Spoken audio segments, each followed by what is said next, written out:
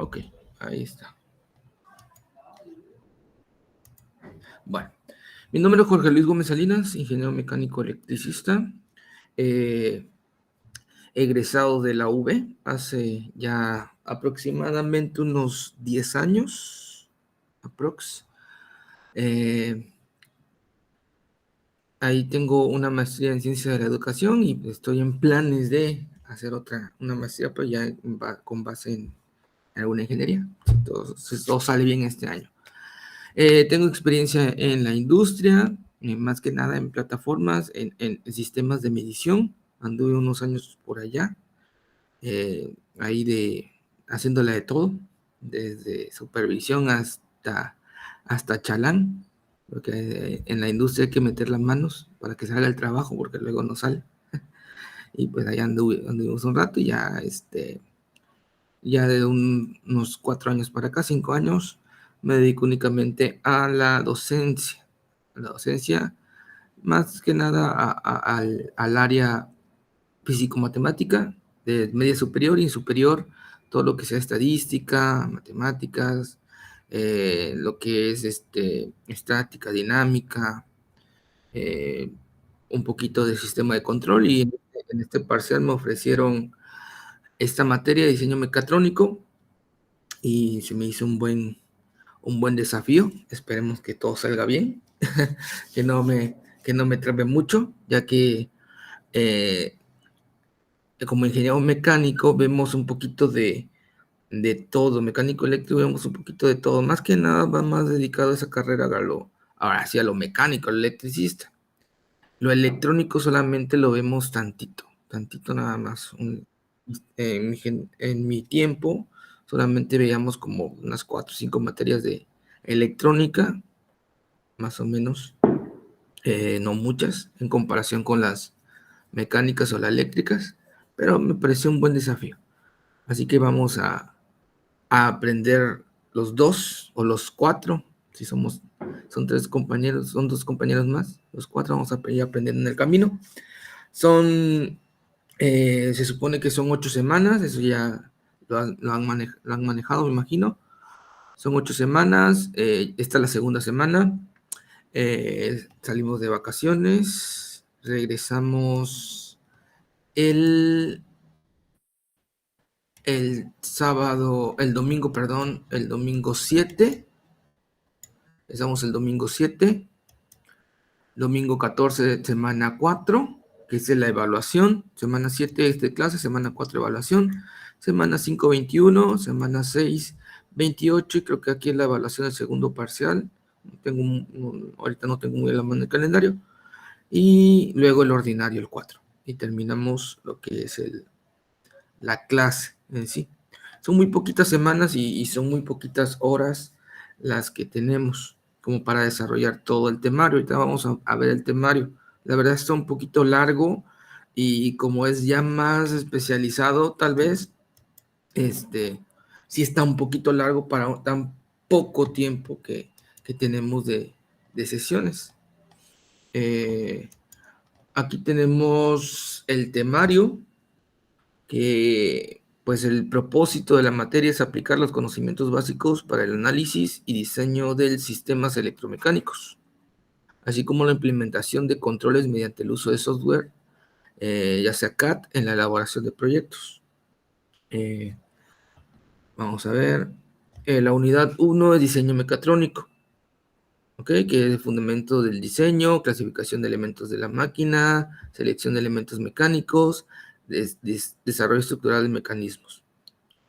La unidad 2 ya se mete un poquito más a modelado 3D, características del sistema 3D, modelado de elementos, simulación de diseño, análisis de elementos finitos, análisis y estudios del diseño.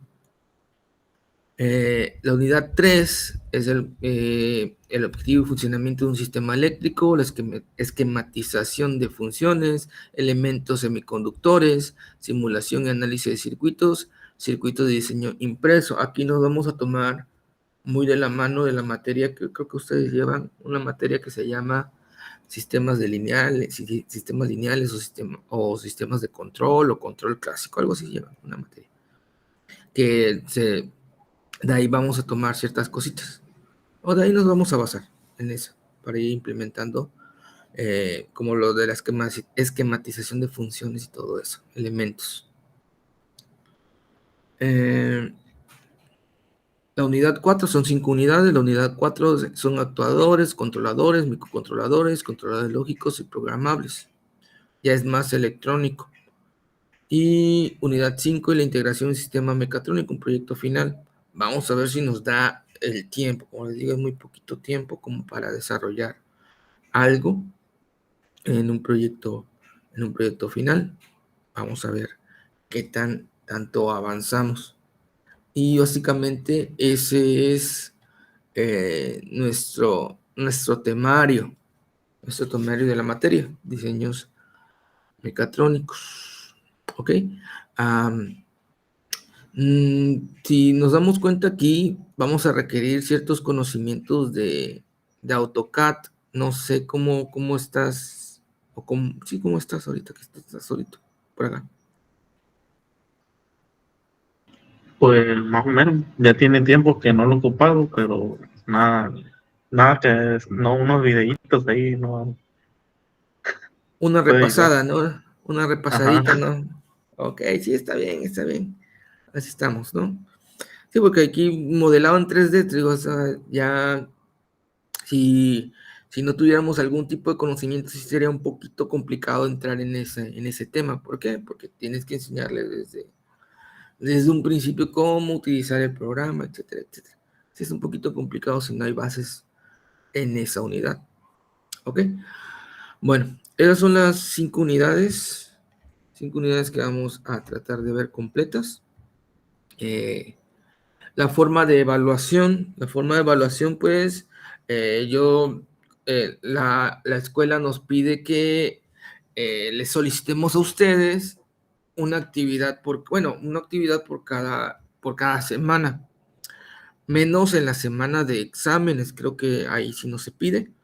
Entonces van a ser 5 actividades en total, 5 o 6 actividades máximas en total que vamos a estar pidiendo.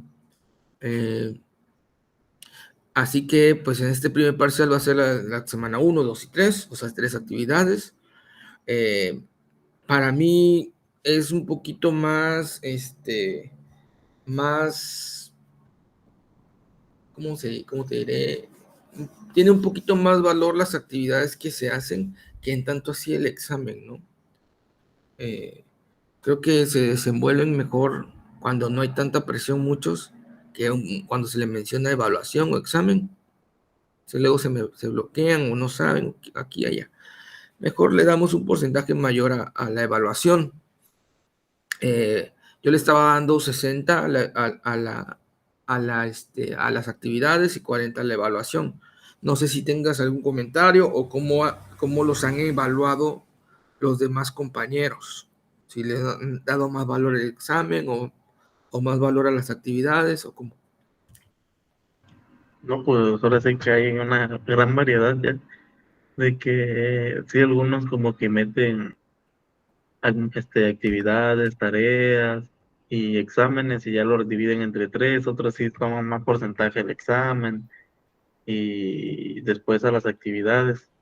Pero sí me parece bien de que las actividades valgan más. Sí, sí, sí, O claro que sí. Sí, para que, o sea, ya van de salida ustedes, ya van en octavo, ya, ¿para qué complicárselos más, no?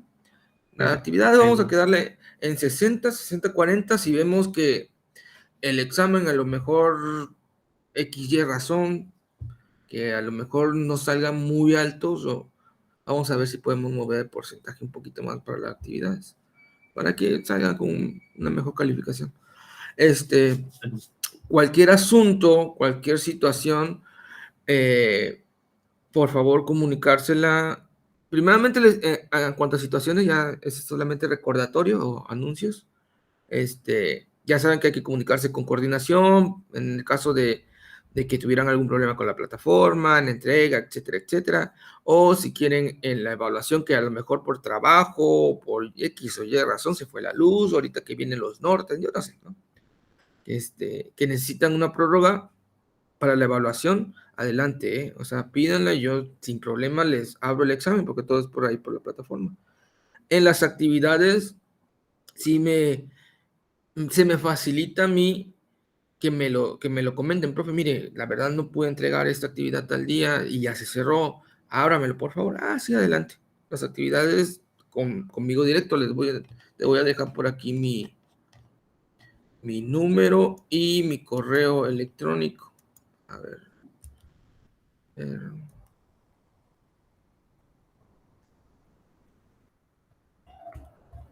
Ese es mi número, ahí con el WhatsApp, y mi correo de la institución. Yo el correo lo reviso por lo general una vez al día, en la tarde-noche, a ver si hay algún pendiente que hayan enviado. El WhatsApp, sí, pues estoy pendiente todo el día. Cualquier cosa, cualquier situación que necesites, tiempo, dudas, etcétera, etcétera, etcétera. Ahí, cualquier cosa por correo, por WhatsApp, voy a tratar de responderte la pregunta o la duda, o responderles no es Gmail, perdón. Es @siapi.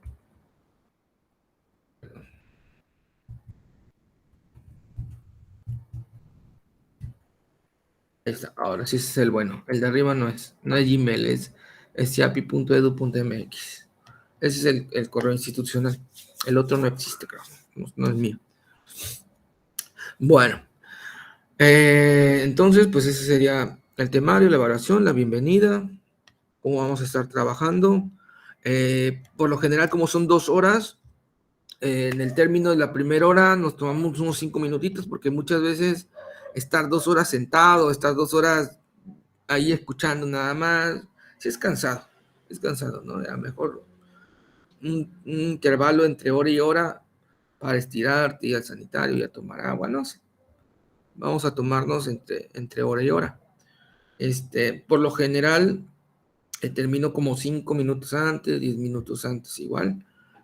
También para ir cerrando, si hay alguna duda, la aclaramos, si no, cerramos 5:50 en este caso, 5:55 para irnos. ¿Sale? Bueno, vamos a empezar por aquí. Los libros que voy a estar ocupando les estuve dejando ahí en la plataforma, les dejé en la semana 1, les dejé algunos recortes de libros, o bueno, algunas partes de libros, los que voy a estar utilizando, por si ahí lo quieres buscar o en algún tiempo que tengas. Yo le voy a estar mandando los capítulos. Es el diseño en mecánica. Estos son los 2 primeros que vamos a utilizar. Se llama Diseño Mecánica, Ingeniería Mecánica, de Joseph E. Shingley, edición 4. Este es el mismo, una edición más nueva, edición 8, solamente que tiene unas partecitas nuevas que sí me parecieron interesantes, que no tiene le añadieron más cositas. El diseño de máquina de Schoen, aquí vienen algunos ejercicios muy interesantes. Y diseño de maquinaria de Norton. Este de aquí para lo eléctrico. Este de aquí para lo eléctrico es bueno. Viene otro que se llama, que aquí no lo tengo abierto, pero es el de Mecatrónica de Bolton, edición 4, creo que es 5. También es muy bueno ese libro, ese autor es muy bueno. Nada más que se mete un poquito más hacia los sistemas de control y todo eso. No tanto a lo mecánico, sino más detallados sistemas de control y a las ecuaciones de transferencia, todo eso se mete un poquito más. Pero bueno, vamos a estar utilizando esos libros de ahí por si acaso lo quisieras buscar. Adelante. Vamos a comenzar entonces con esta presentación. ¿Sale? Que primeramente, como todo tiene un concepto, que es el diseño, principalmente, ¿qué es el diseño? Hay muchas ramas del diseño. Podemos diseñar desde casas, podemos diseñar desde ropa, podemos diseñar equipos, celulares, podemos diseñar lo que queramos, ¿no? Hay muchas diferentes ramas. En este caso, es diseños de mecanismos. una pregunta. ¿Cuál es un mecanismo, o bueno, cuál es una máquina simple? ¿Sí te acuerdas? Una máquina simple. Sí, una máquina simple, un ejemplo de máquina simple. No es el que es un conjunto de elementos que hacen una función. Ok, pero así en la vida real, ¿cuál es una máquina simple? Cuando llevábamos, me acuerdo cuando llevábamos física en secundaria prepa, es lo que nos enseñaron, máquinas simples. ¿Te acuerdas de alguna?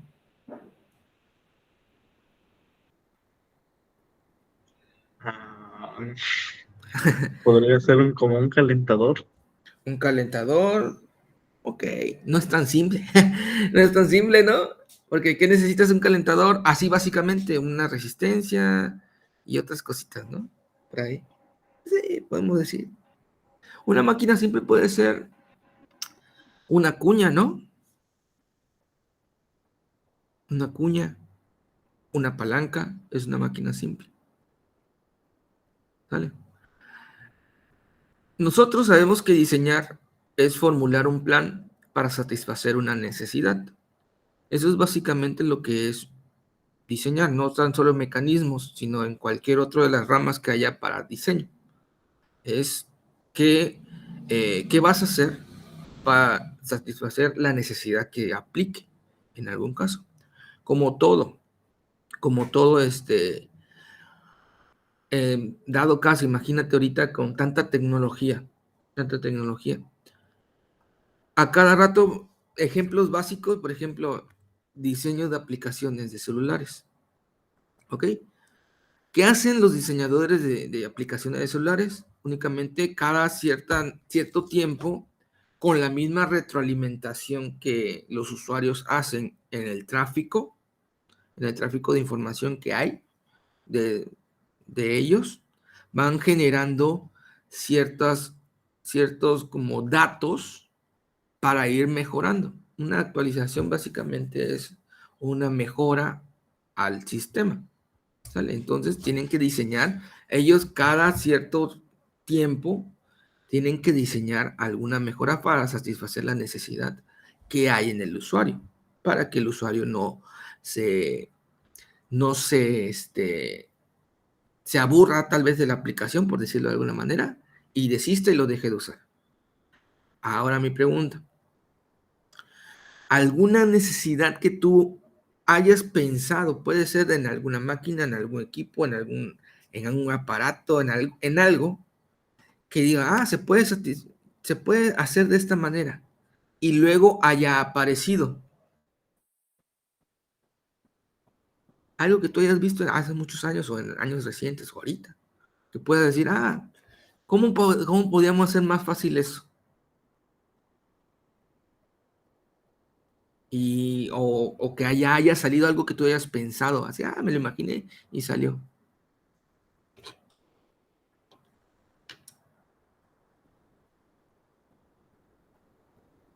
No sé, pero por ejemplo, yo antes, cuando estaba en los carros, o sea, yo no sé si ya existían, pero por ejemplo, ya ve que ahorita ya hay muchos como que birlos de seguridad. Sí, sí, Y antes había mucho de que se robaban las llantas. Y yo dije, ay, no se le podrá poner una cosita ahí para que sí, sí, no se le para que no roben se las la llantas. roben. Sí, o sea, Sí. esa fue tu necesidad, ¿no? Tuviste la necesidad, alguien más también ya la había visto, me imagino, diseñó y cumplió y cumplió el objetivo, ¿no? Aplicar algo para esa necesidad. ¿Vale? Ese es un diseño. Por ejemplo, a mí había no sé si, si se me ocurrió antes o después, no me acuerdo, porque yo lo dije, estaba platicando yo con mi hermano hace muchos años. Antes que salieran las baterías portátiles, las power bank que salieron primero. Estaba ocurriendo porque pues traemos los celulares casi descargados y no traíamos conector en el auto. Pues, ¿qué podemos hacer, no? Pues estaría bueno traer una pila, ¿no? Una pila para... Sí, y ahí empezaba a comentar, pero nada más comentar.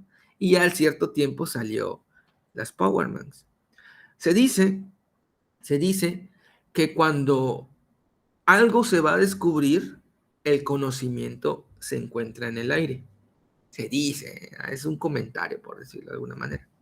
¿Por qué se dice eso? O el ejemplo más claro puede ser el de el cálculo diferencial integral, que lo descubrieron al mismo tiempo dos personas, hacia grandes rasgos. Lo descubrió o lo diseñó o lo estructuró Newton cuando hubo una pandemia en su país, se encerró creo que por 2 años, hizo muchos estudios y ahí desarrolló lo que es el cálculo. Y en otro lado, en otro país, muy lejos, otra persona también igual estructuró, pero por otro lado estructuró el mismo cálculo diferencial e integral con otro método, que es el Leibniz, algo así se llama. Y ahí se dicen cuál es el padre del cálculo diferencial integral, se batalla entre los dos. Muchos se lo dan a Newton, pero por eso se dice, el conocimiento luego está en el aire. Y nosotros, entonces, para diseñar debemos de plantearnos ciertas cosas. Por ejemplo, aquí dice, el diseño mecánico es el diseño de objetos y sistemas de naturaleza mecánica, como son piezas, estructuras, mecanismos, máquinas, dispositivos e instrumentos. ¿Ok? Es lo que nosotros como mecánicos tenemos en mente al momento de diseñar. ¿Sale? Cada año aplican, el ejemplo más básico, aplica en los automóviles, ¿no? Se sale un modelo de la misma línea, sale un modelo 2011, 2024, 2025, etcétera, etcétera, etcétera. O sea, va mejorando algo en su diseño, tal vez sea en lo electrónico, en lo mecánico, cambia. Y es a partir de alguna necesidad que se empleó, pero todo yendo hacia lo mecánico. Bueno, nosotros vamos a conocer algunas fases del diseño, que aquí está como reconocimiento de la necesidad, definición del problema, la síntesis, análisis y optimización, la evaluación y presentación, y todo está vinculado entre sí. Todas esas fases del diseño está vinculado. El reconocimiento de una necesidad, pues nosotros vamos a preguntarnos, ¿ok? El diseño aquí va a comenzar cuando nosotros, como ingenieros, nos damos cuenta de una necesidad y decidimos hacer algo al respecto, ¿ok? Aquí identificamos nosotros lo que se dice ya muchas veces como ¿cómo se dice? Uy, se me fue la palabra, el área de oportunidad que luego mencionan, ¿no? Hay un área de oportunidad, pero básicamente es algo que se tiene que mejorar, ¿no? O una necesidad que se tiene que atacar. Y nosotros las debemos expresar en palabras, escritos, algo que nos lleve un diagrama, algo que nos lleve a expresar nuestra idea. ¿Sale? De cómo vamos a satisfacer esa necesidad. ¿Ok? Esa es como la primera. Primero identificar la necesidad. ¿Qué es lo que quiero? ¿Sale? El segundo paso sería nuestra definición del problema. Aquí en estos dos, tal vez van muy de la mano, que podemos nosotros mencionarlo como que son iguales, es lo mismo, ¿ok? Pero la definición del problema debe abarcar todas las condiciones para que el objeto se vaya a diseñar de forma correcta, ¿ok? Tales condiciones o especificaciones para el que este objeto sea diseñado bien, se refiere a la cantidad de elementos de entrada y salida que va a manejar, porque toda necesidad o todo problema tiene elementos de entrada y elementos de salida y un proceso en el interior. ¿Ok? Aparte de estos elementos de entrada y elementos de salida, también debemos ver qué características tiene el problema.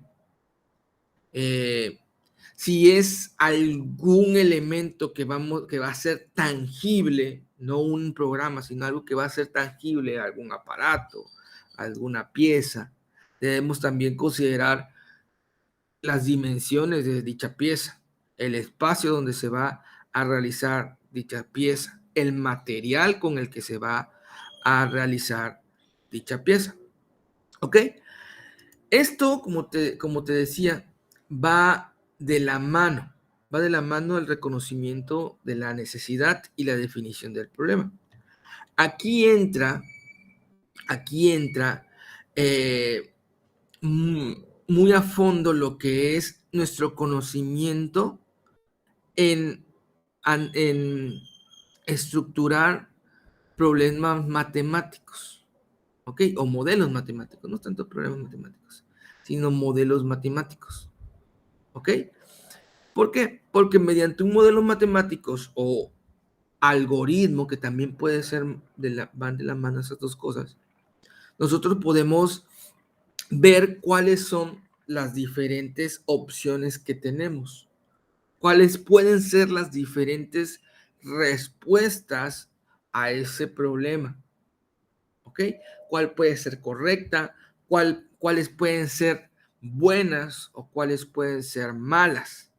¿Ok? A lo mejor, a lo mejor para para nuestros padres o nuestros abuelos, yendo en algún ejemplo, un contexto, para nuestros abuelos a lo mejor alguna solución a algún problema en ese tiempo era correcta, pero ya en nuestro tiempo ya no es tan correcta esa solución o ya fue mejorada por algo porque hubo a lo mejor algún efecto secundario, algún efecto adverso, alguna política que restringió algún elemento, algo por el estilo. Yo ponía en los videos que les mandé, ponía un ejemplo de la pintura. Antes, la pintura, antes de 70, 60 por allá, las pinturas contenían plomo. Se pintaba las casas con plomo. No se sabía qué tan dañino a largo plazo era el plomo.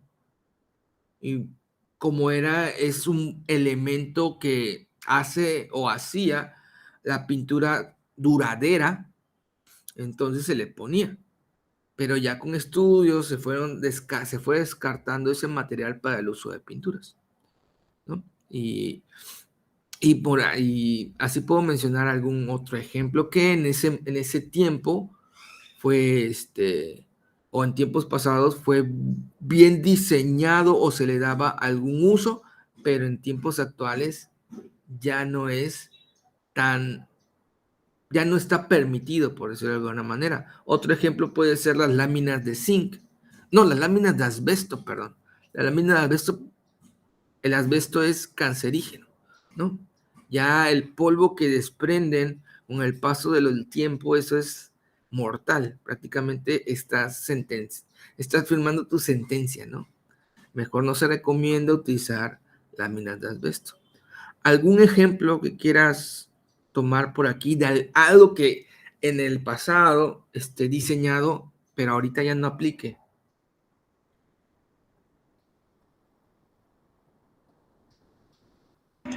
Lo sé, pero hay muchos como que, bueno, antes se usaba demasiado, ¿no? La cilindrada en los automóviles, que se usaba mucha gasolina y contaminaba pues excesivamente más. Y ahorita lo que se hace es tener menor cilindrada y están metiendo ahorita los compresores, ¿no? Los turbos, para que se use menos gasolina. Exactamente, gasto para eficientar, ¿no? Estás eficientando el proceso, el ciclo, todo eso, primeramente para menos contaminación, ¿no? Menos contaminación. Sí, antes la gasolina, yo me acuerdo en años de niño, 80 y tantos, había una gasolina solamente que te vendían, que era un azul, no me acuerdo muy bien del nombre, era un azul.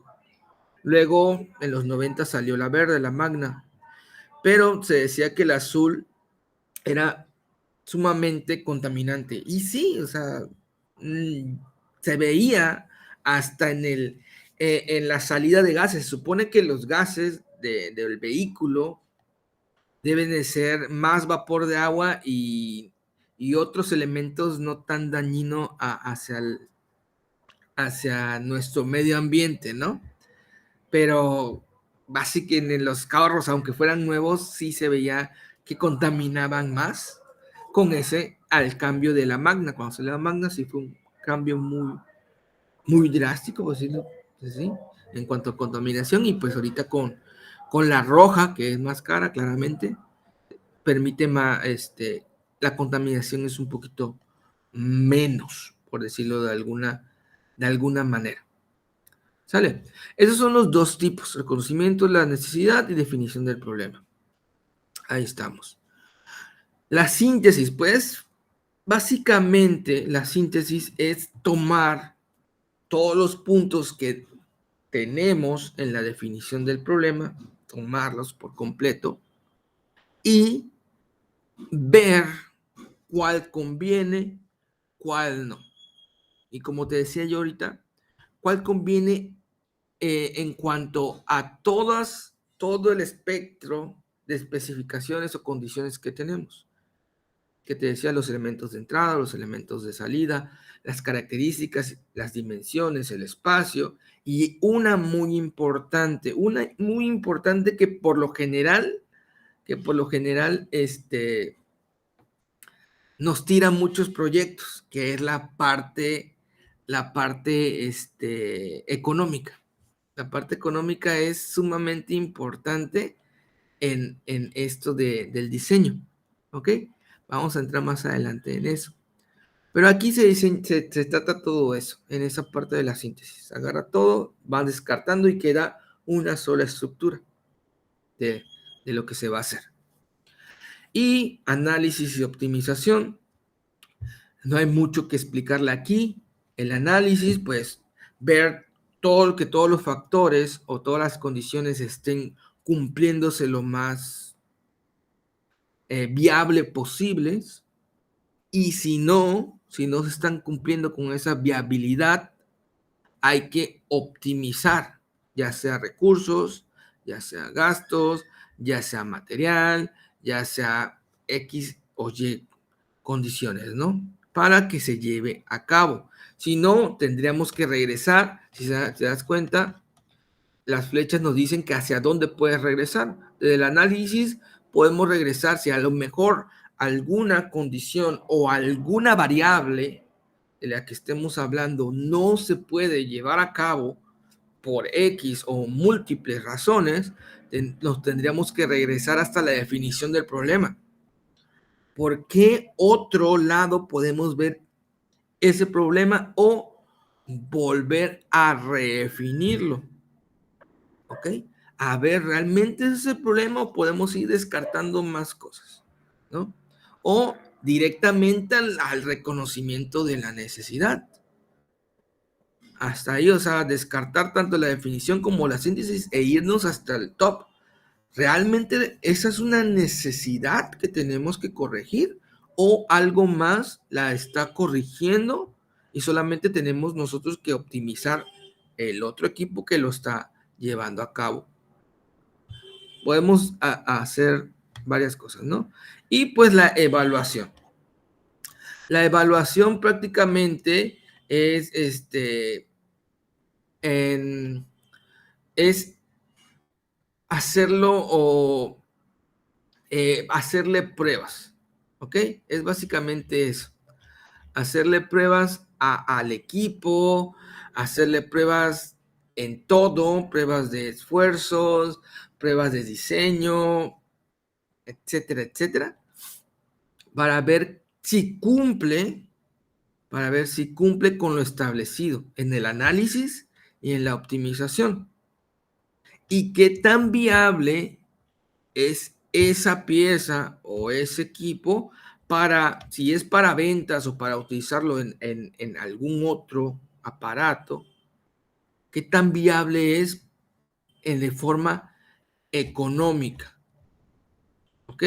Porque si sí sirve, si es si el diseño, la ingeniería está correcta, si todo el material es el correcto, si cumple con los elementos de esfuerzo, cumple con los elementos de flexión, cumple con todo eso, la pieza está correcta, pero te sale muy caro producirla, como para que alguien interesado la pueda comprar o si la pueda comprar e implementar, no va a ser factible. No va a ser factible construirla para eso. Entonces ahí es donde se tiene que evaluar. Si pasa esos filtros, pues el último filtro sería la evaluación. ¿Sale? La presentación, perdón. Llevarlo. Aquí está el producto nuevo. Aquí está el producto nuevo y empezar a fabricarlo en masa, ¿no? Por decirlo de alguna manera. Si fuera alguna pieza que se fabricara en masa. Pero esos son los 6 pasos o las 6 fases de un diseño. No solamente del diseño mecánico, ¿sale? No solamente diseño mecánico, todos los diseños, pero lo vamos a emplear nosotros o lo vas a emplear en alguna forma en tu trabajo, esperemos que sí, esas 6 piezas, ¿sale? Y bueno, aquí hay una pequeña recopilación, que es la identificación de las necesidades, que por lo general las necesidades se identifican de repente a partir de una circunstancia adversa o bien de una serie de circunstancias fortuitas. ¿Ok? Algo de repente, como comentábamos ahorita. La definición del problema dice que en esta etapa el problema es más específico, como comentábamos, y esa etapa debe abarcar todas las condiciones para que el objeto que se desea diseñar. Estas condiciones, como mencionamos, son los elementos de entrada y de salida, las características y dimensiones del espacio que deberá ocupar dicho objeto y todas las limitaciones de estas cantidades. Es lo que mencionábamos, que estas variables, por decirlo de alguna manera. La síntesis, una vez que se haya definido el problema y se obtuvieron un conjunto de especificaciones implícitas, es la síntesis de una solución óptima. Esta etapa no se puede efectuar antes del análisis y la optimización, puesto que se debe analizar el sistema a diseñar para determinar si su funcionamiento cumplirá las especificaciones. Análisis y optimización, como mencionábamos, para el análisis y la optimización se requiere que se ideen o imaginen modelos abstractos del sistema que admitan alguna forma de análisis matemático. Y la evaluación y presentación, que serían los últimos dos pasos. La evaluación es la demostración definitiva de que el diseño es acertado y generalmente incluye pruebas con un prototipo de laboratorio. Y nos tenemos que hacer algunas preguntas como: ¿es confiable? ¿Competirá con éxito contra productos semejantes? ¿Es de fabricación y usos económicos? ¿Es fácil de mantener y ajustar? ¿Se obtendrán ganancias por su venta y utilización? Es lo que te comentaban. Aquí hay varios factores, ¿no? O varias variables. Variables económicas, ventas, movilización, transporte, fabricación, espacio en la fábrica que lo va a llevar a cabo. ¿Ok? Mantener y ajustar, mantenimiento mecánico, mantenimiento eléctrico, mantenimiento electrónico. Es fácil, hay que capacitar, cada cuánto tiempo hay que capacitar a tu personal para darle mantenimiento y el ajuste. ¿Cuánto personal va a necesitar la empresa o la persona, o sí, la empresa, la compañía que te va a comprar el equipo? ¿Cuántos elementos van a necesitar para darle mantenimiento y ajuste? Es confiable el equipo, ya que le hiciste todos las pruebas, es confiable, tienes que sacar tú una conclusión, es confiable tu equipo. Y competencia en el mercado, ya existe lo que tú hiciste, el equipo que tú hiciste, ya existe, pero ¿cuál es lo que diferencia el tuyo del otro? Que a lo mejor el otro tiene 20% más barato que el tuyo o 30% más barato que el tuyo. ¿Tú qué ofreces en mano a mano con tu competencia? ¿Qué ofreces que ellos no tengan? ¿No? Y todo eso se tienen que preguntar. Y la presentación es un trabajo de venta. Como le decía, lo ofreces, tú lo sacas con tu jefe, lo ofreces a diferentes personas, diferentes compañías, empresas, etcétera, etcétera. Para presentar un trabajo hay 3 medios posibles o 3 medios que debemos nosotros considerar, ¿ok?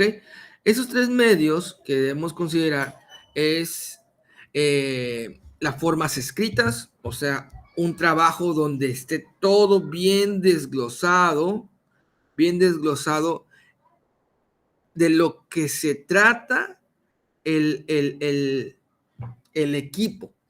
Todo, los manuales de usuario, los manuales de reparación, todo bien detallado, con representación gráfica, o sea, con dibujos, con videos. Algunos ya hacen videos, algunos ya, algunos creo que están utilizando ya esta, ¿cómo se llama?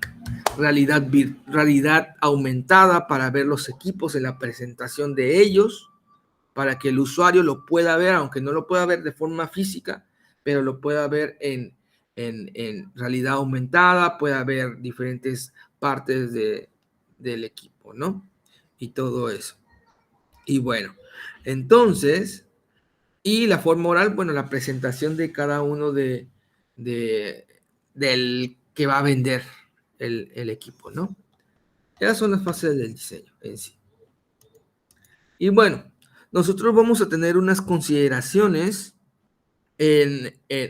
o factores de diseño, que aquí yo tengo 26, pueden ser más, pueden ser menos, pero aquí voy a comentar algunos, que es la funcionalidad, la resistencia, el esfuerzo, la distorsión, deflexión, rigidez, el desgaste, la corrosión, la seguridad, confiabilidad, manufacturabilidad, utilidad, costos, fricción, peso, vida, ruido, estilo, forma, tamaño, control, propiedades térmicas, superficie, lubricación, comercialización, mantenimiento, volumen, responsabilidad legal, capacidad de reciclado, recuperación de recursos. Puede haber más, por ejemplo, lubricación que dice ahí, a ver cuál encuentro por aquí, el peso, que también está ahí, creo que son todos, creo que están, lo de mi lista acá coinciden. Ok, como te digo, puede haber más, la estilización, la forma de tu equipo, es algo que se debe considerar. Ok, la expresión factor de diseño significa que alguna de las características o consideración que van a influir en el diseño de un elemento o quizás de todo el sistema. Por lo general se tienen que tomar en cuenta varios factores, no solamente uno, varios, no todos tampoco. De ser posible, sería lo más recomendable todo, pero requiere ya de mucho trabajo tomar todas las consideraciones para diseñar. Es lo más factible, como te digo, pero requiere más trabajos, ¿ok? En ocasiones, algunos de esos factores van a ser críticos y si se satisfacen sus condiciones, ya no será necesario considerar los demás, ¿ok? Hay algunos de estos factores que son críticos. Viendo esa lista, te pregunto, ¿cuál sería un factor crítico en un diseño?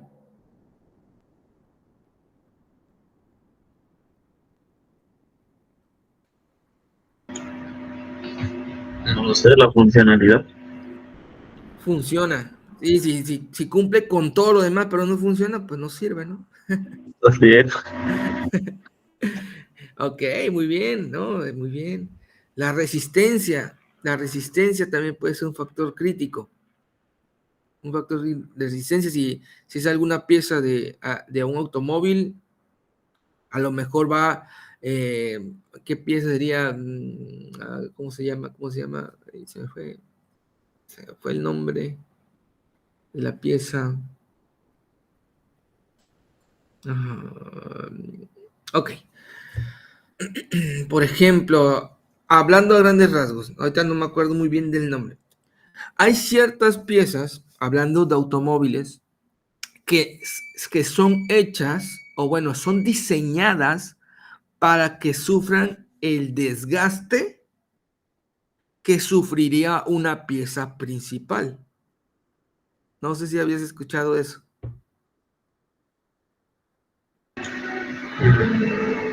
Creo que sí. Ok, tengo en mente una. A mejor me desmientes si estoy mal y he vivido engañado toda la vida. Los bujes, cuando en tu dirección y todo eso, todo el sistema de dirección, se los tienes que cambiar cada cierto tiempo, ¿no? Tienes que cambiar cierta parte de tu dirección. Todo eso se hace, o esas piezas son descartables, o bueno, no descartables, sino que tienen un tiempo de vida diseñados para que tengan ese tiempo de vida, para que sufrir el desgaste que no sufra la dirección y todo el cuerpo de dirección y suspensión de tu auto. ¿Ok? ¿Por qué? Porque esas piezas pequeñas que van a sufrir el desgaste son más económicas y son más fáciles de darle mantenimiento, en este caso el cambio, que las piezas de la suspensión en sí. Entonces se diseñan para que su resistencia y esfuerzo sea un poco más leve que la pieza, a lo mejor un amortiguador, ¿no? O alguna parte de la suspensión, que salga más cara, que su diseño fue más complejo, que su cambio va a ser más complejo y más caro para el usuario. ¿Ok? Y todo eso, básicamente. ¿Qué otra pieza me puedo dar así para que sufra el desgaste? Por ejemplo, lo tenía en mente hace rato, pero ahorita se me fue por completo.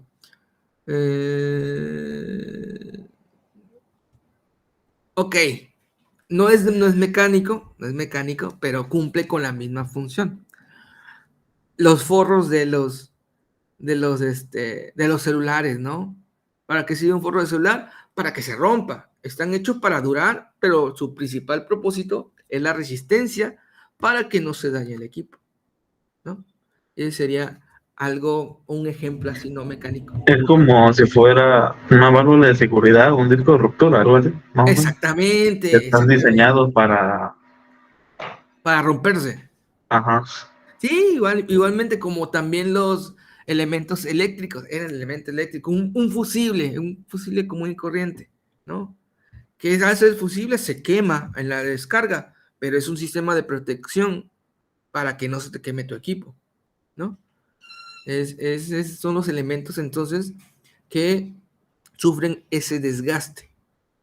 Y como te digo, esas son consideraciones en el diseño, que en eso, al diseñar un fusible, tú tienes que ver que desempeñe su función, que se desgaste o que se rompa antes que tu equipo completo, ¿sale? Debe tener un factor en la descarga para que se rompa o se queme y proteja a lo demás y ya no siga pasando la corriente. Bueno, son 4:55. Nos tomamos 5 minutitos, ¿no? Nos tomamos 5 minutitos y Sí, ahorita pues, continuamos. ¿Sale? Para que te estires, tomamos agua por ahí. Ahorita a las 5 continuamos. Voy a apagar cámara y voy a apagar micro. sí, pues.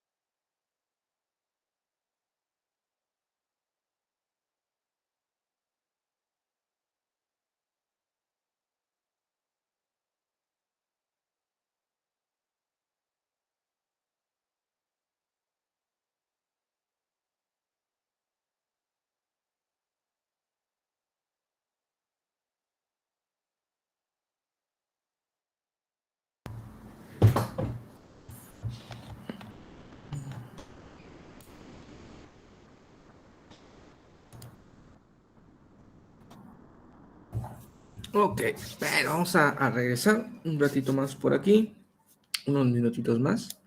Vamos a ver lo que es factor de seguridad en cuanto a estas consideraciones de diseño, ¿ok? En cuanto a estas consideraciones de diseño, nosotros podemos ver aquí que algunas consideraciones son directamente de dimensiones, de material, o sea, de que está hecho el equipo o la pieza, etcétera, al procesamiento o procesos de fabricación, o también pueden ser vinculados al ensamblaje o al ensamble de los elementos en el sistema. ¿Ok? Pero hay unos factores que se relacionan con la configuración del mismo sistema, no tanto de cada una de las piezas, sino del mismo sistema. Y aquí es donde entra esto que se llama factor de seguridad. ¿Ok? Todo equipo tiene un factor de seguridad. Todo equipo tiene un factor de seguridad. ¿A qué se refiere con factor de seguridad? Bueno, aquí puse una pequeña definición y dice que es la resistencia la resistencia es una propiedad de un material o de un elemento mecánico. La resistencia de un elemento depende de la clase, tratamiento y procesado del material. ¿Ok? Por ejemplo, un ejemplo de ese pequeño texto. Antes, antes se hacían elementos allá cuando se descubrió que se podía malear el elemento hierro, se hacían piezas de hierro, pero se notó, o ellos encontraron de forma empírica, que al derretir el material de la forja, pero incluirle carbono, o sea, que el fuego que estuviera ardiendo fuera carbón en sí, hacía que las moléculas se empezaran a unir. Y es donde se creó otro material con más dureza aún, mucho más dureza que el hierro en sí. El hierro en sí no es tan duro como el que se creó cuando se juntaban las moléculas de carbono. ¿Okay? Se supone que el hierro cuando tiene más carbón o más carbono, más moléculas de carbono, es mucho más duro en comparación con el que tiene menos. ¿Sale? Y es donde aquí depende esto del procesado del material. Aquí el autor de donde saqué esto, que es diseño mecánico de Shingley, pone un pequeño ejemplo de un resorte y dice, considere una remesa, una producción de 1000 resortes. Es posible asociar una resistencia que vamos a llamarle S al i-enésimo resorte, o sea, a algún resorte por ahí. Cuando hablamos de i-enésimo, hablamos de cualquier cantidad de resortes, pero se le va a asociar una resistencia que vamos a conocer como S. Sin embargo, el esfuerzo en este resorte es 0 hasta que se monte en un dispositivo o una máquina. O sea, el resorte en sí no está generando algún esfuerzo en su condición normal estática. No está generando un esfuerzo. Va a ocurrir este esfuerzo cuando se monte en algo y se le presione o se le estire. Ahí va a generar un esfuerzo. Después de esta operación, se aplicarán fuerzas externas al resorte, las cuales originarán esfuerzos cuya magnitud dependerá de la forma del resorte y será independiente del material y de su procesamiento.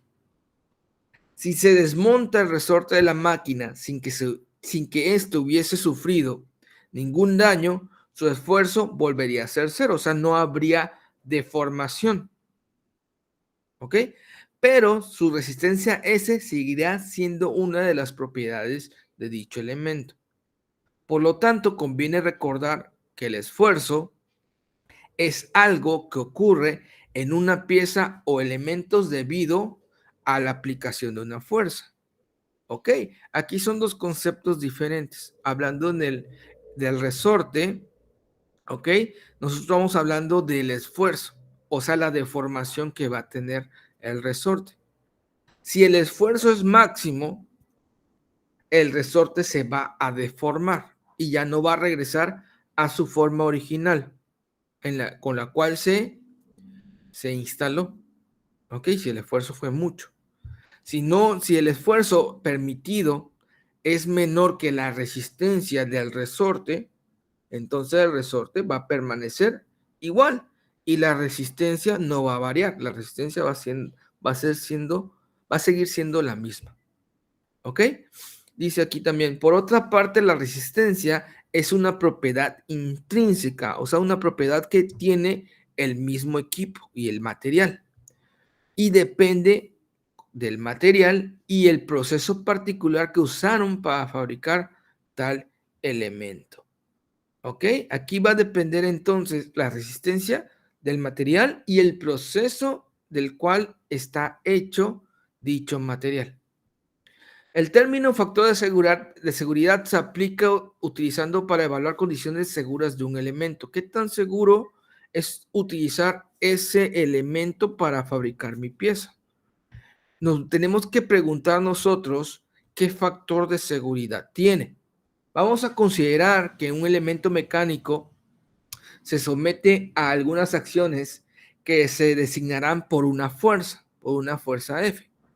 Se supone que F o una fuerza, en un término muy general y que se puede representar como una fuerza, va a ser un momento, va a aplicarla a ese elemento, un momento de flexión o un momento de torsión o un momento cortante. Cuando viste en la carrera mecánica de materiales, ves esfuerzos flexionantes, esfuerzos cortantes, si no me equivoco por ahí. ¿Cuál es el permitido para que el material no se rompa, ¿no? Y haces diferentes gráficas, etcétera, etcétera, y puedes calcular tú cuánta carga puede resistir el material antes que se rompa, ¿no? Por ejemplo, una viga. Esa viga va a depender en qué posición esté, si está con el peralte al costado o de forma horizontal, ¿no? Va a depender la medida que tanta resistencia va a tener. Pero todo depende también del material, ¿ok? Nosotros vamos a conocer aquí unas fórmulas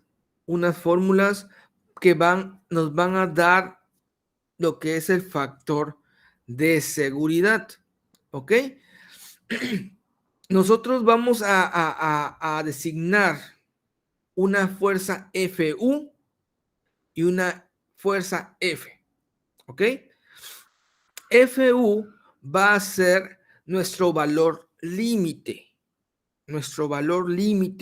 que tiene nuestro material. Y la fuerza F, pues la fuerza aplicada. ¿Vale? Por lo tanto, N va a ser igual a FU sobre F. Cuando el esfuerzo, o sea, cuando esto de aquí es igual a 1, cuando esta operación, o sea, la fuerza o el valor límite y la fuerza F es igual a 1, no habrá ya ninguna seguridad en absoluto. ¿Ok? No habrá ninguna seguridad en absoluto porque ya está en el límite.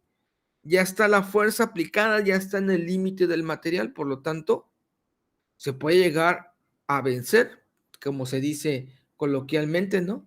Llegar a vencer el material y ceder y queda hasta ahí, ¿no? Romperse, por alguna así a grandes rasgos. Por lo tanto, frecuentemente se utiliza el término de margen de seguridad. ¿Qué tanto margen tiene? ¿Cuánto por ciento tiene imaginémonos que tenemos una recta numérica, que lo podemos ver en una recta numérica, ¿no?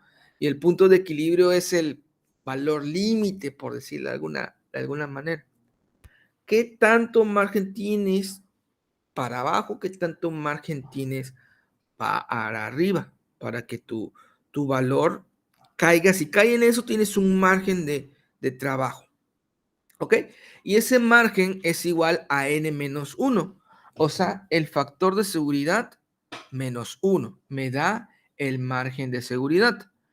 Los términos factor y margen de seguridad se van a emplear extensamente en la práctica industrial, es donde lo vemos más nosotros, el factor de seguridad y el margen de seguridad. ¿Ok? Todo el mundo entendemos lo que significa un factor de seguridad.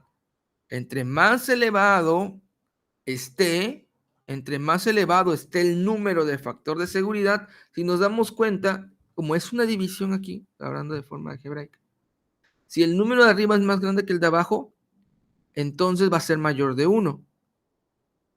Por lo tanto, podemos definir que si este número es mucho, mucho más grande, 3, 4, 5 veces más grande, el límite, el valor límite que tenemos con respecto a la fuerza, mayor va a ser el factor de seguridad. Si este factor de seguridad se vuelve más pequeño que 1, es porque ya se rompió o ya se venció. ¿Sale? Por eso, ¿por qué? Porque ya violó nuestro factor límite y ahí quedó la pieza. ¿Sale? Entonces, entre más grande nuestro factor de seguridad, se puede considerar, entre comillas, mucho mejor. Sin embargo, la resistencia de un elemento es una cantidad que varía de forma estadística y el esfuerzo también va a ser variable. Por este motivo, un factor de seguridad n mayor que 1 no excluye la falla o ruptura. ¿Ok? Su estadística va a ser menor, claramente. Claramente su probabilidad de que falle va a ser más pequeña si su factor es más alto, pero que puede fallar. ¿Ok? No, un factor alto no excluye la falla o una ruptura. Debido a esto, a esta relación que hay entre el grado de peligro y el factor de seguridad, algunos autores de diferentes libros prefieren emplear el término factor de diseño, ¿ok? Factor de diseño, en lugar de factor de seguridad, porque la palabra seguridad nos lleva hacia, nuestro pensamiento nos vamos hacia peligro, ¿no? Nos lleva hacia allá. Mejor lo prefieren mencionar como un factor de diseño, por decirlo de alguna manera, pero es lo mismo. Un factor de seguridad es un factor de diseño. Siempre que se comprenda bien el significado de cada uno de estos términos, se puede considerar ambos que son lo mismo, como te digo. ¿Ok? Ahora bien, vamos a ver. Con mucho, aquí dice el autor, donde lo estoy obteniendo, dice, la mayor utilidad de un factor de seguridad, y pone una acotación aquí el autor, dice, se tiene cuando se compara el esfuerzo con la resistencia a fin de evaluar el factor de seguridad, o sea, cuando se utiliza esa fórmula. El factor de seguridad se usa para tener en cuenta dos efectos que generalmente no están relacionados. ¿Ok? Aquí están lo que te comento. La mayor utilidad del factor de seguridad se tiene cuando se compara el esfuerzo con la resistencia a fin de evaluar el valor de seguridad. Estos son los dos efectos que se consideran, ¿ok? Que no están relacionados. Uno, cuando han de ser fabricadas muchas piezas a partir de diversas existencias de materiales. Aquí ocurrirá una variación de la resistencia de las diferentes piezas por una variedad diferente de razones, como que es el procesamiento de cada una de las piezas, el trabajo, si fue trabajado cada una de las piezas en caliente o fue trabajado en frío, tienen diferentes tipos de consideraciones, ¿ok? Y la consideración geométrica, ¿ok? Básicamente aquí es donde aplica o puede aplicar un dicho que dice, ¿no? Nunca le pongas un remedio nuevo a una ropa vieja, porque el remedio se va a llevar la ropa, ¿no? O sea, algo, o sea, nosotros podemos fabricar algo de diferentes piezas que tengamos, pero cada pieza tiene sus diferentes factores de seguridad o factores de diseño que pueden ir variando con el tiempo, en este caso. El segundo es cuando una pieza así ha de ser ensamblada en cierta máquina y es adquirida por el usuario último. Habrá una variación en la carga que experimentará la pieza y en consecuencia los esfuerzos inducidos por tal acción sobre la cual el fabricante y el diseñador no tienen control. ¿A qué se refiere con eso? Cuando una pieza debe ser ensamblada en cierta máquina y esta es adquirida por el usuario, ¿ok? Te venden la máquina, la pieza entera, te la venden con maquinaria adentro, ¿sale? Cada una pieza, pero ellos la armaron desde la fábrica. Pero tú le quieres dar mantenimiento, que se rompió alguna pieza, etcétera, etcétera. Entonces es donde ellos te venden la pieza para que tú la ensambles ahí mismo como usuario último usuario. Y es donde dice que habrá una variación en la carga que experimentará la pieza. Muchas veces, por lo general, por ejemplo, cuando yo estaba trabajando en la industria, que aplicábamos el torque para las válvulas, para unión de bridas, de un sistema de medición, para una tirada de tubería que debe estar unida. Todo eso debe llevar un torque. Si se dice, y no que esté mal, pero se maneja mucho, que cuando son bridas y cédula muy pequeña en ciertos ámbitos, cédula muy pequeña o no maneja mucha presión en sí, se puede dar el torque de forma manual. No está bien hecho, te digo, pero se dice, se toma la consideración o la libertad de que se pueda dar el torque manual. Va el torquero, pone el birlo, empieza con la llave, empieza a pegar de forma mecánica, claramente con un mazo, un marro, empieza a pegar, va haciendo su forma, porque cada una de las bridas tiene su forma de ensamble, no es el apriete en sentido a favor, sentido contrario, sino debe ir de cierta forma, de cierta cruz, deben hacerle por ahí, ciertas cositas que el torquero sabe, ¿no? Va apretando de forma hasta que él considera que ya quedó. Yo ya le di el torque a mano, a experiencia, ya quedó. La mayoría de veces, como te digo, si no maneja mucha presión, aplica sin problema. Pero cuando ya son equipos grandes o equipos de precisión o equipos que llevan mucha presión, en este caso trabajamos con sistema de medición, veíamos vapor o líquido que venía mucha presión. No se podía aplicar eso muchas veces, sino tenías que tú ocupar un equipo que se llama el High Torque. Esa onda ya aplica el torque exacto que necesita tu cálculo, que te dice tu cálculo de ingeniería que debe llevar esa brida, porque todas las bridas deben llevar un cálculo de ingeniería para ver a qué torque debe estar cerrado o apretado. Y bueno, ese equipo lo pone el torquero, es un equipo neumático, va cerrando la brida, va dándoles vueltas poco a poco, hasta que el equipo te dice, ya llegaste a la presión o a las libras fuerzas que me dijiste. Y ya lo puedes desamblar y poner en el otro y así. Eso te garantiza que quede uniforme y que quede según las especificaciones que el cliente necesita. Ahora bien, ¿a qué me refiero con este ejemplo? Si no tenemos esa máquina y lo hubiéramos hecho el equipo de precisión lo hubiéramos hecho a mano, a martillazos, entonces quiere decir que va a haber una variación. ¿Por qué? Porque no estamos seguros, no podemos estar completamente seguros que esas libras fuerza que necesita el torque queden exactas, que no te pases ni te sobres. ¿Ok? Eso también aplicaría para cuando, por ejemplo, tú instalas un tablero eléctrico donde van a ir las conexiones de alta, por ejemplo, o de media, vamos a ver, manejan voltajes bajos, ¿no? 440, etcétera.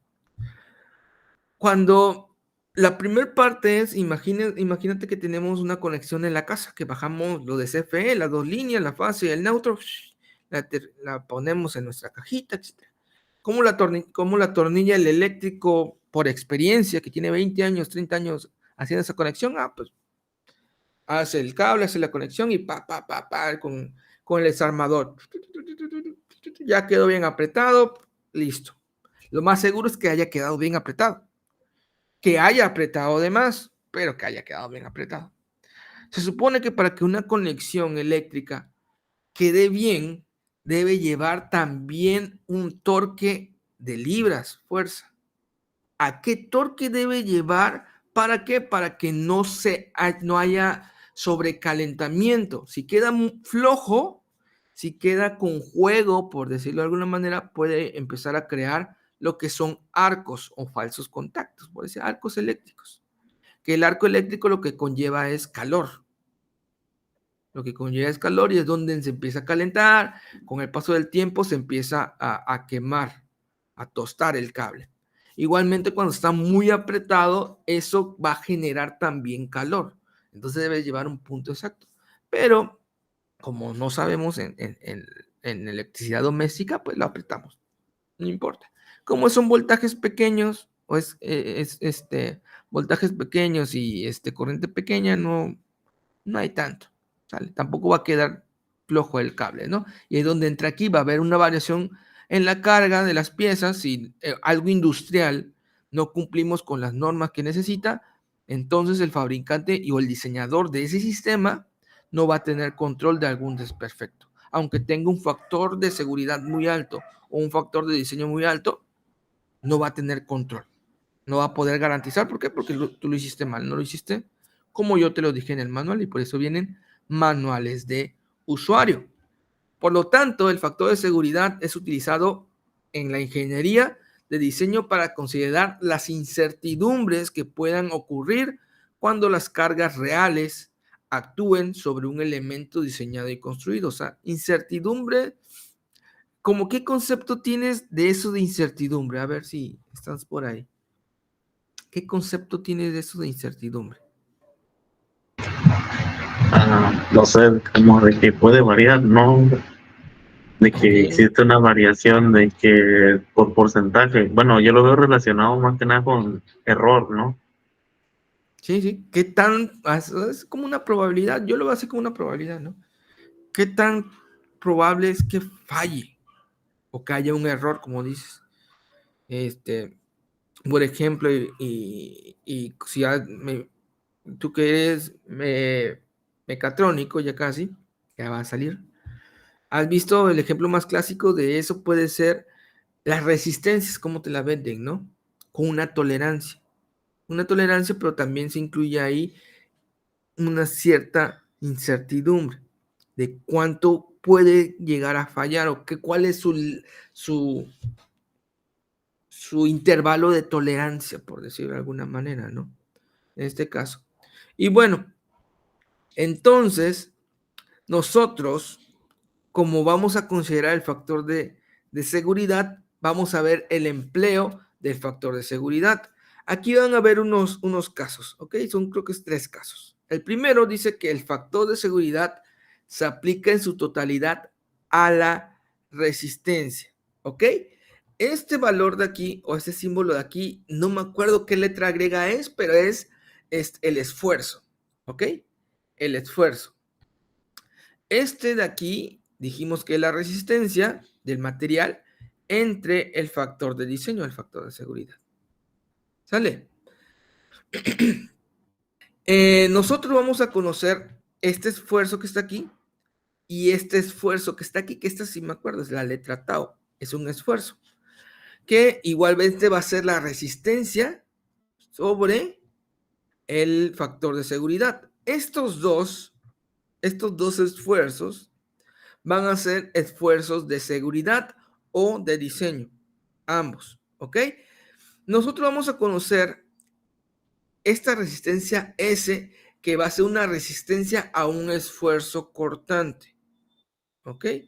Puesto que solo un factor de seguridad, nosotros vamos a considerar aquí el mismo factor de seguridad en estos dos, ¿sale?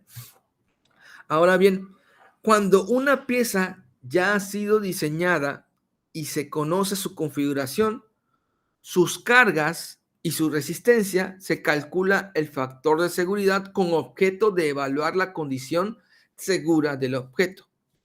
Este enfoque se va a utilizar también cuando en un cierto elemento se ha presentado una serie de fallas o averías y el diseñador deberá saber por qué algunas piezas no funcionan de forma debida o no funcionan como deberían de funcionar. Aquí vamos a encontrar dos ecuaciones, que es únicamente el despeje de esto, ¿ok?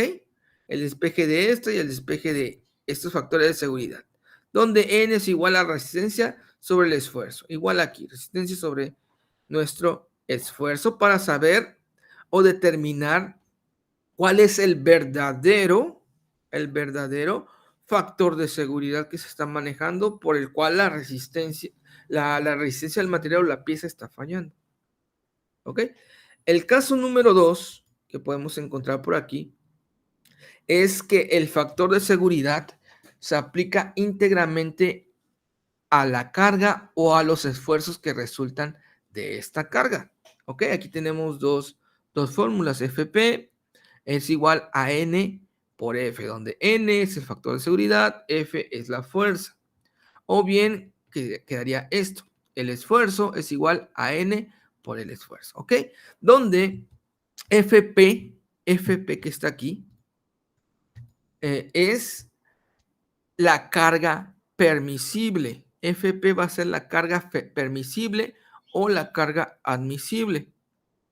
Y esta, creo que es gamma, no me acuerdo cómo se llama esta letra griega, pero esta letra sigma, ¿es sigma? Sí, es signo. Sigma. Con la letra griega se me cuatrapea por ahí. Bueno, sigma, esta va a ser el esfuerzo permitible, ¿ok? Carga permitible, esfuerzo permitible. Esta primera relación debe emplearse cuando el esfuerzo no es proporcional. Esta de aquí, ¿ok? No es proporcional a la carga.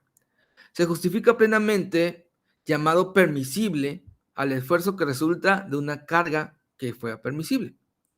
¿Ok?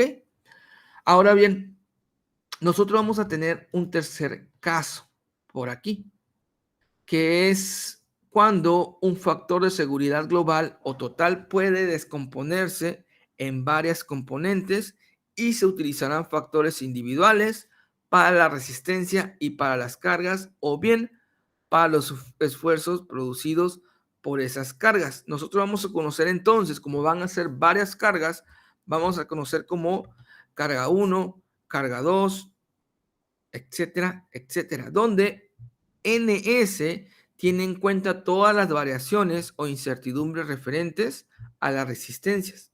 N1 corresponde a todas las incertidumbres correspondientes a la carga 1, N2 corresponde a todas las incertidumbres de la carga 2, y así N3 a todas las incertidumbres de la carga 3, etc, etc, etc.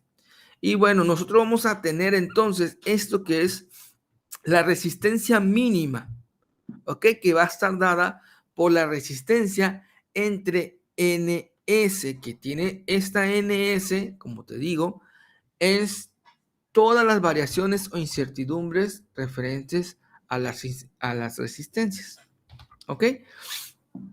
Y aquí nosotros vamos a encontrar estas dos fórmulas de acá, donde es sigma es igual a NJ por sigma, o bien FP es igual a NJP.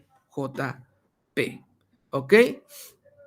Y bueno, dijimos que FP va a ser el esfuerzo en la carga permisible y F va a ser la carga. ¿Sale? Y la NJ es el factor de seguridad correspondiente a las variaciones individuales de la carga. Únicamente para mencionar estos tres casos. ¿Okay? No nos vamos a meter más para allá. Creo que sería más, más teoría aquí. Hay otros factores, no tanto con tantas fórmulas, por decirlo de alguna manera, como el factor de seguridad o el factor de diseño.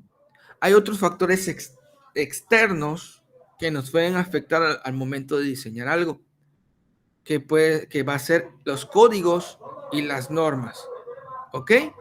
¿Qué es un código, por decirlo de alguna manera? Un código, una norma, es un conjunto de especificaciones para piezas, materiales o procesos, establecidos con el fin de lograr uniformidad, eficacia y una calidad especificada. Y un código es un conjunto de especificaciones para efectuar el análisis, el diseño y la fabricación, la construcción de un objeto o sistema. Básicamente, antes nosotros vivíamos, antes de que se normalizara la mayoría de cosas o la mayoría de productos, vivíamos en un limbo. ¿Sale? Por ejemplo, había ocasiones en que sí, nos damos por entendido que hay dos sistemas de medición, el sistema inglés y el sistema internacional. ¿Ok? No están todavía uniformados. Antes, nosotros podíamos encontrar piezas en medidas de media pulgada, un cuarto de pulgada, etcétera, etcétera, ¿no? Todo venía en ese rango, básicamente, mucho antes. Venía en ese rango, que las medidas venían en pulgadas, las fuerzas venían en libras fuerzas, etcétera, etcétera. Pero ya con la normalización, ya vemos piezas que ya empiezan a meter, que le dicen las de precisión, por decirlo así, que son las de que vienen en milímetros, por ejemplo. Un ejemplo puede ser las llaves Torx, por ejemplo, las llaves Allen, que vienen también por medidas de la cabeza de 3 octavos, de etcétera, etcétera, no 7 octavos, etcétera, por decirlo de alguna manera. Pero también ya vienen de formato milimétrico, ¿ok? Ya se van compensando todo para poder utilizarlo, porque la mayoría o muchos países que fabricantes ya están utilizando el sistema internacional, ya están dejando en un lado el sistema inglés, porque el sistema inglés luego puede ser algo confuso. Y bueno, nosotros vamos a poder encontrar como las normas que aplicarían aquí. Una de las normas que me acuerdo que aplicábamos mucho, son como la compañía le trabajaba a Petróleos Mexicanos, pues tienes que basarte todo tu diseño tiene que cumplir con las NOM, ¿no? La NRF, todo, tienes que basarte en las NRF, para las normas de referencia, que son exclusivas, bueno, no exclusivas, sino son las normas que utiliza Petróleos Mexicanos para todos sus equipos, para sus trabajos, toda parte de las normas que, por ejemplo, las NOM y tanto, las ANSI, las ACR, las AWG, AWG, AWS, las ISO, todo esas normas tú las debes aplicar, pero al momento de que tú entres a trabajar, por ejemplo, a hacer un trabajo ahí en Petróleos Mexicanos, debes estar aplicando también exclusivamente por encima de todas sus normas, sus NRF o normas de referencia. Cuando tú compras un material, por ejemplo, una viga, sí, un elemento de acero que tú vayas a utilizar, un PTR que se llama, era la palabra, un PTR que vayas a utilizar, por ejemplo, debe llevar, o al momento que tú compras, el proveedor te debe de llevar los certificados de calidad de ese elemento. ¿Ok? Ese certificado de calidad te dice de qué lote fue construido, en qué fecha fue construido, hasta qué máquina las trabajó, el inspector que la hizo, bajo qué normas la empresa está trabajando para la construcción de eso, qué pruebas, qué resistencia, qué flexión, qué resistencia al calor, todo eso se supone que son hojas y hojas que tienen que traer y tú las tienes que checar. Al último ni las checas, solamente, sí está bien, ¿no? Una de las que se manejan es las ASM, las AWG y ANSI es para el diseño de ingeniería, las ANSI. Pero esta sí la manejamos, la AWG y la AWS para el metal que venga bien certificado. Y entonces esto te da un poquito más de seguridad porque cualquier elemento, cuando te hacen una auditoría, por ejemplo, que te falla algo, se te cae algo, o algo que construiste se rompió, en el tiempo, un poquito, tienes un tiempo estimado de vida de algún equipo, pero ese equipo a lo mejor se te descompuso o se te rompió en un tiempo estimado muy pequeño, tú te vas a la bitácora a ver qué falló esta pieza, ok, sus certificados de seguridad, ok, entonces voy con el proveedor, mira, esta pieza me hizo que se rompiera o que fallara, y aquí dice que va a durar tanto tiempo, con tanto esfuerzo, con tanto, yo le metí esto otro, no está cumpliendo, ¿qué hacemos? Y bueno, el proveedor va con el fabricante debe de responder por esa pieza, ¿ok? Pero todo debe llevar una certificación, y todo, tus materiales deben llevar una certificación.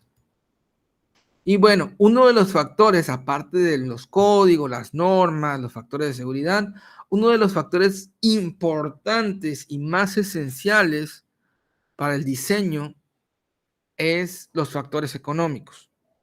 ¿Cuánto dinero te vas a gastar, no?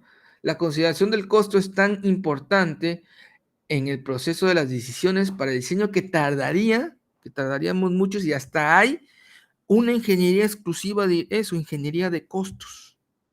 ¿Ok? No solamente es algo que podamos ver así de forma efímera, sino es ya una ingeniería, ya es algo que se estudia de forma particular, estos efectos o estos factores.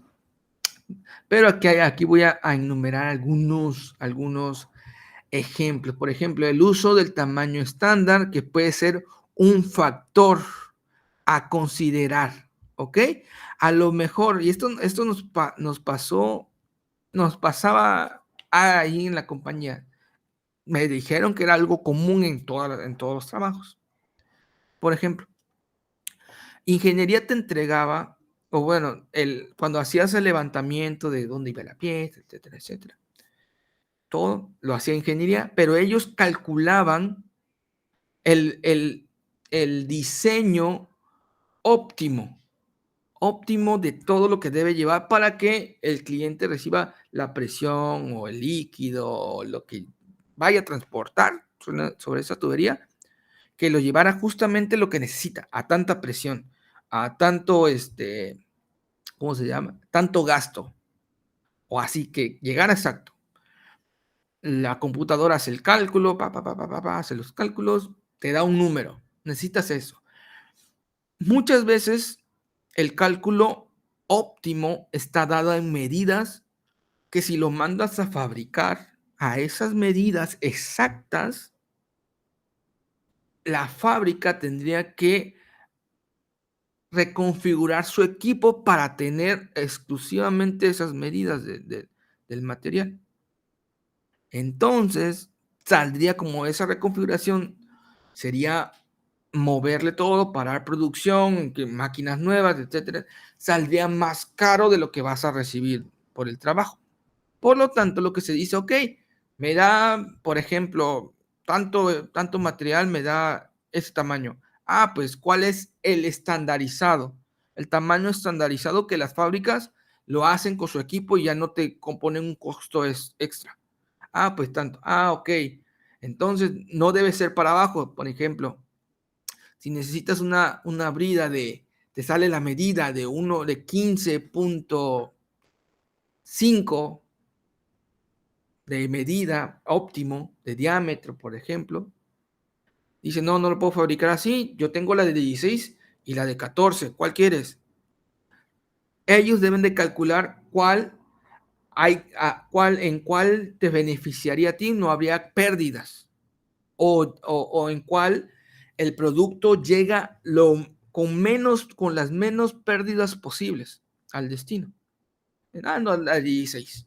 Vale, con la 16. En lugar de 15.4, la 16. Porque en la de 14 a lo mejor había alguna caída de presión, a lo mejor algo pasaba y llegaba menos. Entonces ya te vas con el tamaño óptimo que se maneja. A eso se refiere con factores económicos. El uso de amplias tolerancias. Como te digo, a lo mejor no son piezas que se necesiten que sean muy precisas. Son piezas mecánicas que no se necesitan muy precisas, o sea, muy precisas al 0.000001 de precisión, ¿no? A lo mejor debe tener cierta tolerancia. Esa tolerancia más significativa, o sea, más grande, significa costos más bajos. ¿Por qué? Porque el fabricante no se tiene que especializar en exactamente precisión, sino puede fabricarla más fluido si tienes una tolerancia de diseño más fluida, ¿ok? Y es mucho más rentable el producto. Claramente, hay piezas que no se pueden tener una tolerancia muy grande. Hay piezas que sí, hasta se le llama piezas de precisión, que deben estar fabricadas justamente a la medida establecida por la ingeniería. Pero claramente esas piezas son mucho más caras por la dicha precisión o la falta de tolerancia. También hay algo que se llama el punto de equilibrio, que dice que esto sucede cuando se compara el costo de dos o más diseños y el criterio es elegir uno de estos. Dependerá de condiciones tales como el volumen de producción, la velocidad de las líneas de ensamble o alguna otra condición. De esta manera vamos a llegar a un punto de equilibrio y aquí es donde les voy a mostrar esta tabla. ¿Sale? Por ejemplo, esta tabla de aquí me dice que es operaciones de maquinado y costos, o sea, la tolerancia posibles que hay aquí. ¿Sale? Si vemos, vamos a llegar a un punto. Aquí el costo de producción va a llegar a un punto en equilibrio. Aquí se dice, en este ejemplo de la figura de la parte derecha, imagínate que el torno, este es el costo, esta línea que está aquí es el costo por el torno de una pieza de forma manual. ¿Ok? A golpeteo o algún otro método, pero de forma manual. Este es el costo que te va dando, generando por el número de producción. ¿Ok? Esta otra de aquí es el torno, pero de forma automática. Claramente, si son piezas, pocas piezas, el costo automático es muy alto como para pagarlo. Pero si son muchas piezas, el costo manual va a ser muy alto. ¿Por qué? Por el pago de nómina, el tiempo extra, todo lo que puede generar un trabajador por día, etc. Hay muchos factores que influyen. Entonces va a llegar a un punto de equilibrio, un punto del equilibrio donde ambas cosas salen exactamente en el mismo costo. Y aquí va a decidir, ok, yo tengo que fabricar, por ejemplo, aquí 45 piezas para que esté en equilibrio. Y yo puedo utilizar ambas, no hay problema. Y a partir de 45 me sale más barato el automático. Si hago menos de 45 me sale más barato el manual. Y así. Ese es uno de los factores con respecto. Y aquí, entre más tolerancia, si vemos esta gráfica, entre menos tolerancia hay, bueno, entre más tolerancia hay, por ejemplo, esta es más 0.030 de tolerancia, menor va a ser el costo. Mientras más pequeña sea la tolerancia, 0.001, mayor va a ser el costo. Si esta tolerancia 0.0005, o sea, más precisa, su costo se eleva, ¿ok? Y damos por entendido que entonces, mientras menos tolerancia, más barato nos va a salir el equipo, la operación del maquinado. Claramente, nuestro torno, al no tener una tolerancia tan exagerada, nuestro torno, en este caso aquí le pone torno grueso, va a estar dentro de los costes de estas tolerancias, un costo bajo. Si necesitas una precisión, entonces el fabricante va a tener que meter un torneado semiterminado, o sea, un equipo más capacitado para tener una tolerancia mayor. Si necesitas una tolerancia mayor, necesitas un torneado terminado. Si necesitas más tolerancia, necesitas un pulido. Y si necesitas aún más tolerancia, más pequeña, vas a necesitar un rectificado. Entonces el costo de esto se va a elevar por los cielos.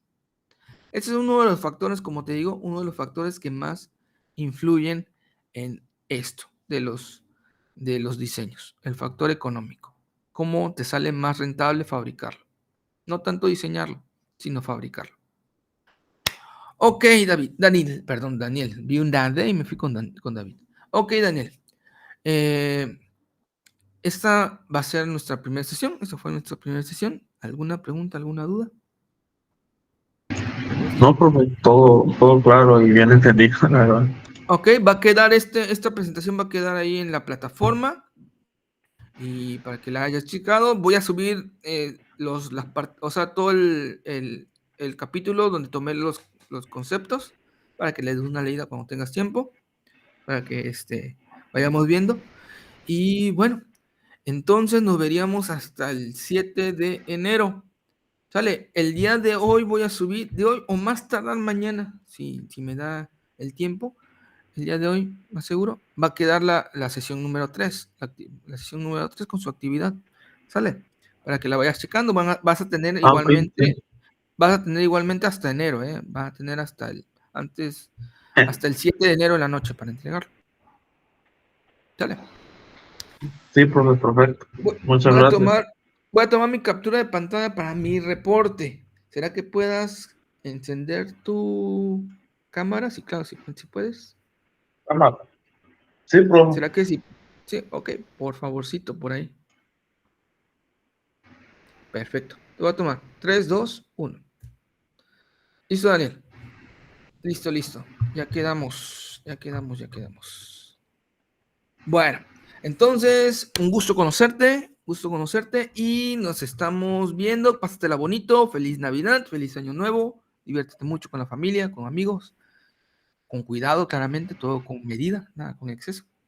Y pues nos estamos viendo Sí, y profe. todo sale bien en el Año Nuevo. Pásatela bonito, Daniel, pásatela bonito. Igualmente, profe, felices fiestas. Hasta luego. Hasta luego.